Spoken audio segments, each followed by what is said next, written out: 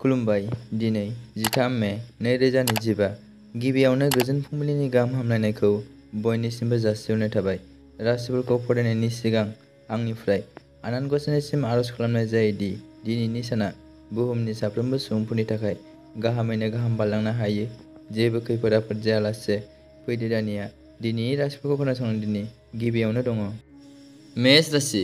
बेयो फालांगिनि थाखाय गलाय-गथाय फिथाइ होगोन। नोंथाङा फरायनायाव जाफेरै जाफुंसार जानो हागोन। दिनै जायगानि सुबुंफोरा सिगांनि खामानिनि थाखाय सनमान मोनगोन। बिदा-फंबायफोरजों गाज्रि सोमोन्दोखौ एराय। मेष राशिनि खाफालगोनां अनजिमाया 5। बृष राशि। रंजानाय आरो आरिमु मुलुगनिफ्राय मुलाम्फा जागोन। साख्रियाव मासि जौगानायनि मिजिं दं। दिनै जुलिनि आयदाफोराव गोख्रै दाखालाम। गोरोन्थि थिरांथाफोरा जिउनि थाखाय साननाय सोमजिहोगोन। बृष राशिनि खाफालगोनां अनजिमाया 3। मिथुन राशि। रंजानाय आरिमु आरो मुलुगआ मुलाम्फा जागोन। साख्रियाव मासि जौगानायनि मिजिं दं। दिनै जुलिनि आयदाफोराव गोख्रै दाखालाम। गोरोन्थि थिरांथाफोरा जिउनि थाखाय साननाय सोमजिहोगोन। मिथुन राशिनि खाफालगोनां अनजिमाया 3। कर्कट राशि। फालांगिनि सोमोन्दै सांग्रां था। साख्रियाव सोलायनायनि जाथावना थागोन। सासेया बिबुंथि आरो आखुनि सायाव सांग्रां थानांगौ। जिउ लोगोरिजों गोरोबलायै जानो हागौ। जों मोनसे नखरारि फालांगिखौ फेहेरगोन। कर्कट राशिनि खाफालगोनां अनजिमाया 7। सिंह राशि। फालांगियाव मोनसे गोदान बिथांखि बाहायनाय जागोन। गावनि साख्रियाव मावख'आव बयखौबो फोथायनायनिफ्राय गोजानाव था। नखराव नोंथाङा नोंथांनि गथ'फोरनि गोजौ सोलोंथाइनि बादै सानगोन। सिंह राशिनि खाफालगोनां अनजिमाया 1। कन्या राशि। दोनथ'नाय रांखौ हरफिनगोन।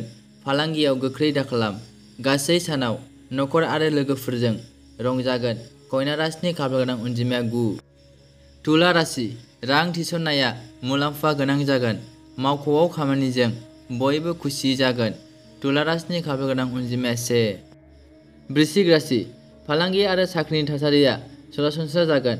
फरायखांनायनि उनाव बायजोआव थांनायनि सानथांखिया फिथाइ गोनां जागोन। वृश्चिक राशिनि खाफालगोनां अनजिमाया 5। धनु राशि। नोंथाङा फालांगियाव मुलाम्फा मोनगोन। नोंथाङा मोनसे गोदान साख्रिनि थाखाय अफार मोनगोन। धनु राशिनि खाफालगोनां अनजिमाया 5। मकर राशि। गोथौ सानथौ आरो बुजिनायजों फालांगियाव मुलाम्फा जागोन। नोंथाङा मोनसे गिदिर आरो मुंदांखा कम्पानिनिफ्राय साख्रिनि खाबु मोनगोन। मकर राशिनि खाफालगोनां अनजिमाया 9। कुम्भ राशि।